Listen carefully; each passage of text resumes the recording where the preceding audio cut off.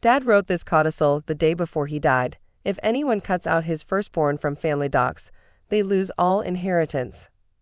The lawyer's words echoed as Mom's composed face cracked.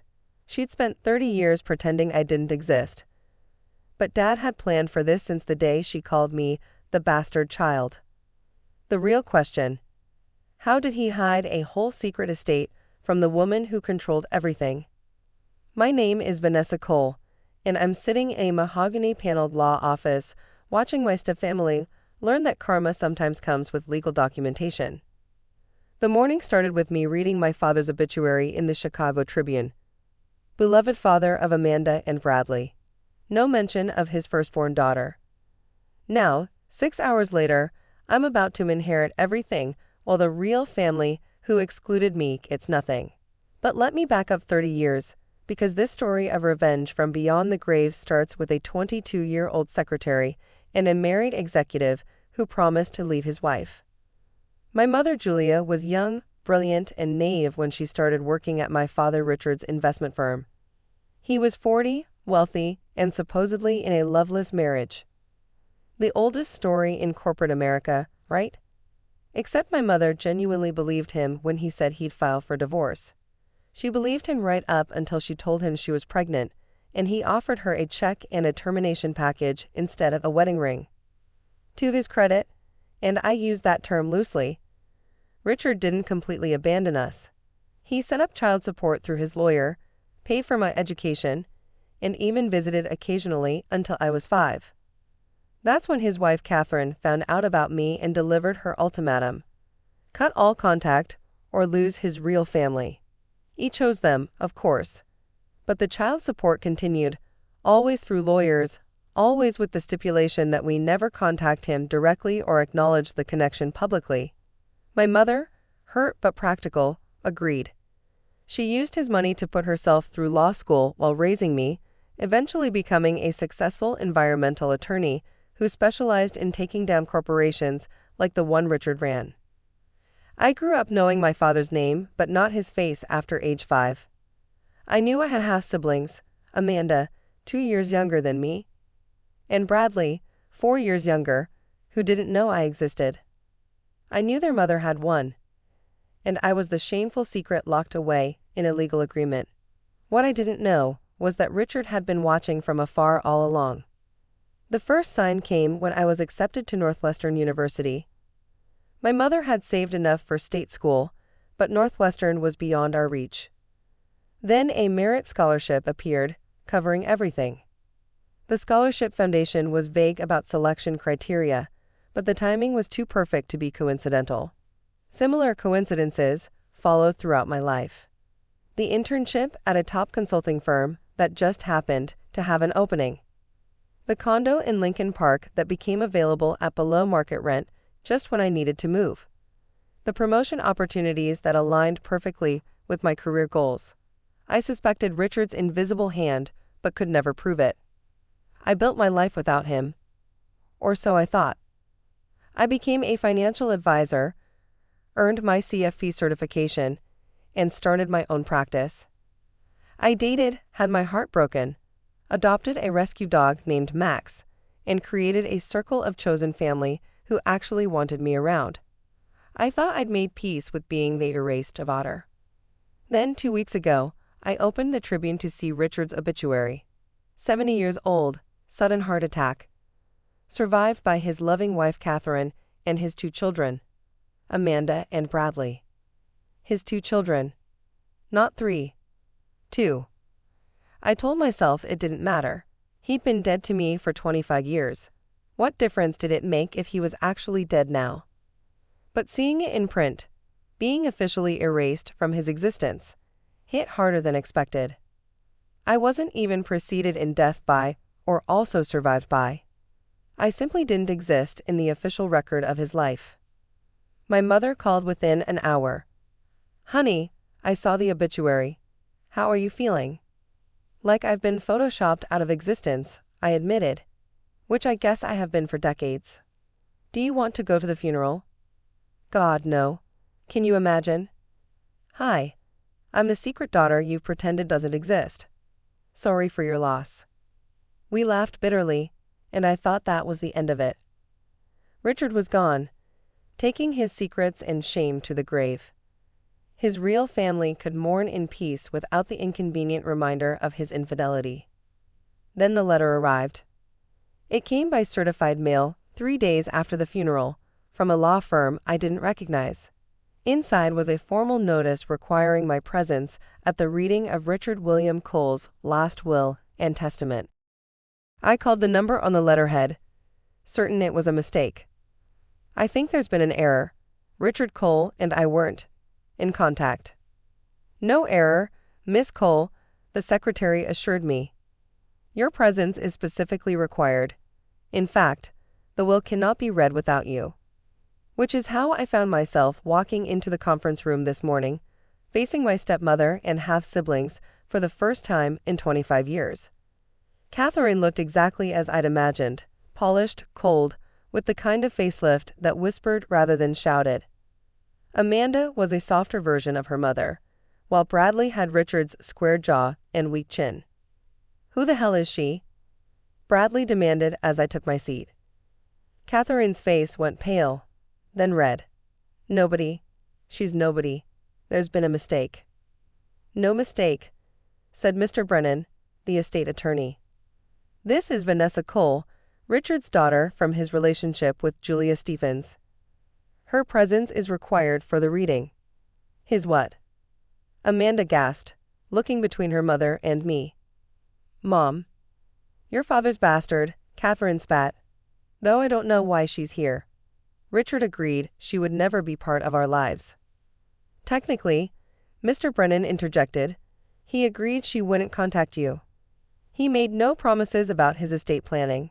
Before the family drama could escalate, Mr. Brennan opened his briefcase and pulled out a thick folder. Shall we begin? There are actually 2 documents to review. The will filed with the court 20 years ago, and a codicil added 1 week before Richard's death. He read the original will first. Standard stuff. The bulk of the estate to Catherine, generous trusts for Amanda and Bradley, various charitable bequests. The estate was valued at approximately $15 million, not including the family home and vacation properties. Then he picked up a single sheet of paper. The codicil, witnessed by myself and Dr. Martin Shaw, Richard's physician, adds the following provision. He cleared his throat and read. In the event that my eldest daughter, Vanessa Julia Cole, is excluded from any official family documentation, including but not limited to obituaries, funeral programs, or death notices, the following shall take effect. All previous bequests are null and void. The entirety of my estate, including all properties, investments, and personal effects, shall pass to Vanessa Julia Cole, with the exception of statutory minimums required by law for my spouse. The room exploded. This is insane. Catherine shrieked. He wasn't in his right mind. That little bitch manipulated him. I never spoke to him, I said quietly. Not once in 25 years. The codicil includes a competency evaluation from Dr. Shaw. Mr. Brennan continued calmly. Richard was of sound mind and quite specific in his instructions. He also left this letter for Vanessa. He handed me an envelope. My name was written on it in handwriting I didn't recognize, because I'd never seen my father's writing before. Inside was a single page. My dear Vanessa, if you're reading this, then Catherine has done exactly what I expected. Erased you from my death as she erased you from my life. I let her do it while I lived, to my eternal shame. I won't let her do it in death. I've watched you from afar, every graduation, every achievement, every moment I should have been there for. You became extraordinary not because of me, but in spite of me. Your mother raised a remarkable woman, and I was a coward who didn't deserve to know you. The money isn't an apology. Nothing can apologize for abandoning you. It's justice. Catherine cost you a father. She doesn't get to profit from it. Be happy, my daughter. You always were the best of me. Richard. I read it twice, tears I didn't expect blurring the words. When I looked up, Bradley was on his feet, rage distorting his features. This is bullshit. You can't steal our inheritance. I'm not stealing anything, I said. I didn't ask for this. Mr. Brennan. Catherine's voice was deadly calm now. We'll be contesting this. Richard was obviously coerced. By whom? Mr. Brennan asked mildly. Miss Cole hadn't spoken to him in decades. There's no evidence of contact, no money trail, nothing to suggest undue influence. However, there is this. He pulled out another document. Richard kept a file of every email you sent him, Mrs. Cole, insisting that Vanessa never be acknowledged. Every threat to divorce him if he contacted her. Every demand that she be excluded from family events, announcements, and documents. You created quite the paper trail demonstrating your intentional exclusion of his child. She's not his real child. Amanda protested. She's just what? I asked. The product of an affair. Still his daughter. Still excluded from his obituary at your mother's insistence. Mr. Brennan continued reading. The statutory minimum for Catherine was the house and $500,000. Everything else, the investments, the vacation homes, the business interests, the art collection, came to me. Roughly $14 million in assets, plus properties in Aspen and Martha's Vineyard. There's one more thing, Mr. Brennan said. Richard established a shadow trust 25 years ago, funded annually but never disclosed in family finances. It's been managed separately, growing substantially. That trust, worth approximately $8 million, was always designated for Vanessa, regardless of the will's other provisions. My head spun. This man I hadn't spoken to since kindergarten had been planning for decades to make things right. Not by being a father, but by ensuring his real family couldn't erase me after his death. This won't stand, Catherine hissed. I'll spend every penny fighting this. With what funds? Mr. Brennan asked politely. Your personal assets are limited to the statutory inheritance. The family accounts are frozen pending estate distribution. The truth hit the three of them simultaneously. Catherine had never worked, living off Richard's wealth. Amanda was a freelance photographer funded by Daddy's money. Bradley worked for one of Richard's companies in a position created for him. Without the inheritance, they had nothing but the house and $500,000. Comfortable, but not the lifestyle they'd known. You did this. Catherine turned on me, her composure finally cracking completely. You've been planning this, waiting for him to die. I was planning to get Thai food tonight and watch Netflix with my dog, I said. I didn't even know he remembered I existed. We'll prove you manipulated him, Bradley threatened.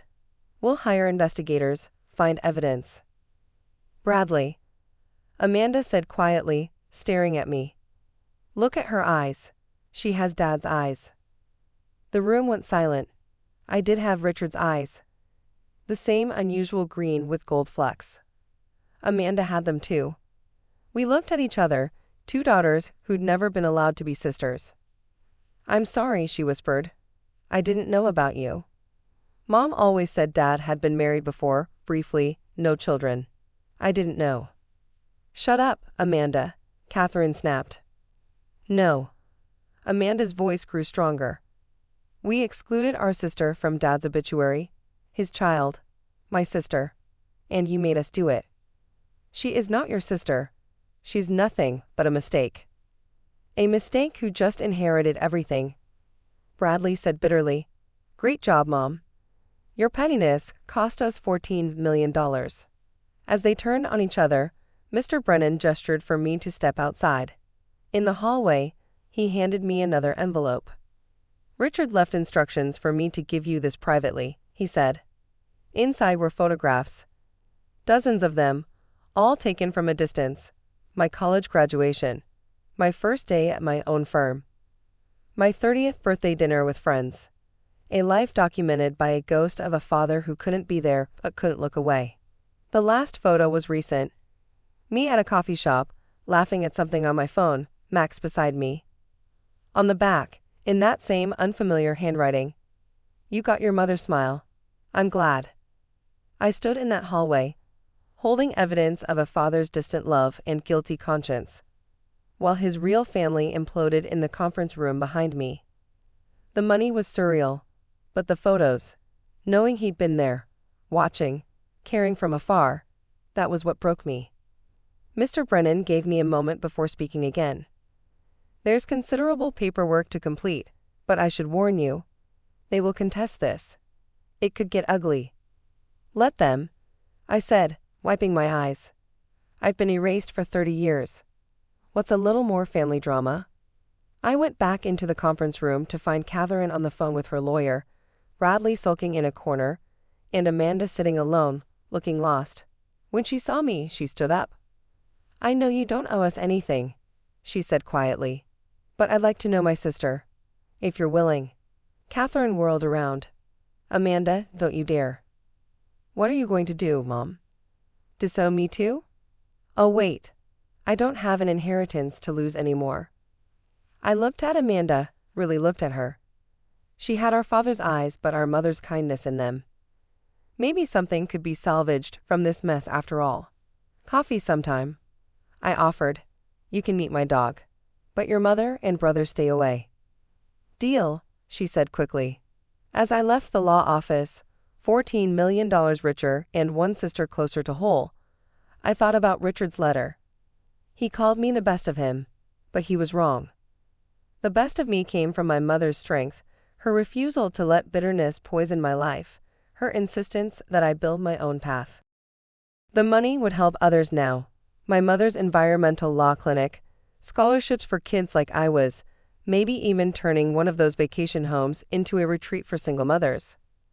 Richard's wealth could finally do some good instead of maintaining Catherine's Botox and Bradley's entitlement. But first, I was going to buy the fanciest Thai food in Chicago and share it with Max while we watched Netflix. Because even instant millionaires need to keep some things normal. My phone buzzed. A text from an unknown number. This is Amanda. Thank you for giving me a chance. P.S. Mom fainted again when she realized she can't afford her country club dues. Bradley is Googling how to contest a will on his phone. I'm looking at apartments. I smiled, texting back. Thai food tonight. My treat. Literally everything is my treat now. For the first time in my life, being Richard Cole's daughter felt like a blessing instead of a burden. It just took him dying and leaving me everything for us both to finally acknowledge I existed. Karma, delivered by certified mail with a notarized signature.